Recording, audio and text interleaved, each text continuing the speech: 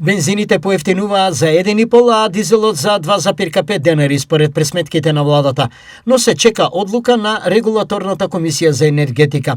Изјави денеска на воредно обраќање премиерот Христијан Мицкоски, соопштувајќи ги известните нови цени.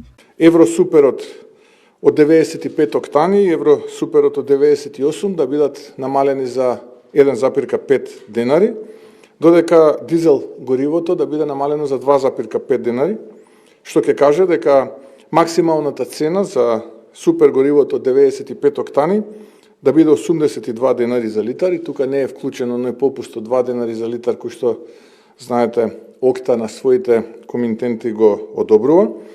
И исто така, Евросуперот 98 октани сега ќе изнесува, според нашите пресметки би требало да изнесува 84 денари за литар, и тука не се вклучени оние 2 денари попуст кој што го одобрува Окта за своите партнери. Во меѓувреме, владините мерки во однос на горивата остануваат. Остануваме и следната недела на оние мерки кои што досега ги донесовме, а тоа е намалување на данокот на додадена вредност од 18 на 10%, и истовремено онаа одлука со која што исто така се усогласуваат, нели, акцизите врз основа на движењата на берзите на плац, а за нас репер берза на плац е италијанската, и тука веќе имаме донесена одлука од владата. Со таа одлука Регулаторната комисија може слободно да постапува во делот на нивелирање на акцизите.